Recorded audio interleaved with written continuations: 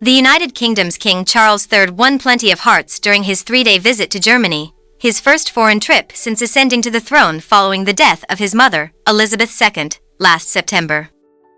Charles's tour saw a number of firsts that show the importance both countries placed on it, at a time when London and Berlin are trying to rebuild relations frayed by the UK's departure from the European Union.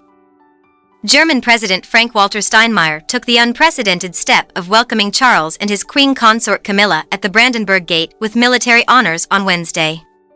A day later, Charles became the first monarch to address the Bundestag, the German parliament, stressing the long-standing close ties between both countries and the importance of future cooperation.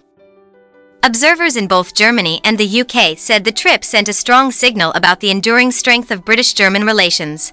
Jens Zimmermann, a lawmaker from Germany's center-left Social Democrats, said Charles sent a clear message by speaking to Parliament partially in German.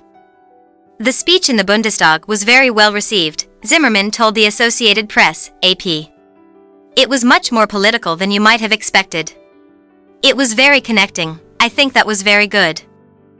In the speech, Charles emphasized that London and Berlin have provided considerable aid to Ukraine in its efforts to fend off Russia's invasion, praise that will have been gratifying to a German government more used to claims it's not doing enough to help Kiev.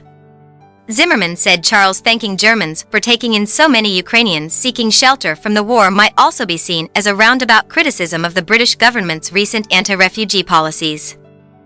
Although Charles cannot pass legislation or directly impact British policy, the soft power of his visit should not be underestimated, Zimmermann added. Others said that after the coronavirus pandemic's long-distance diplomacy, in-person visits like Charles's can help deepen and renew relationships between leaders.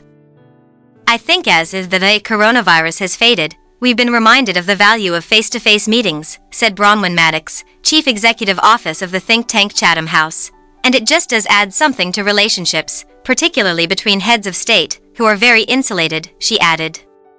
I think it has been received very well. Charles originally planned to visit France first, but anti-government protests there led both governments to postpone that part of his trip. The new itinerary put the focus on Germany, where the monarch has family roots and the royals have long been the subject of keen interest. That fascination was on display among the German public at Charles's appearances.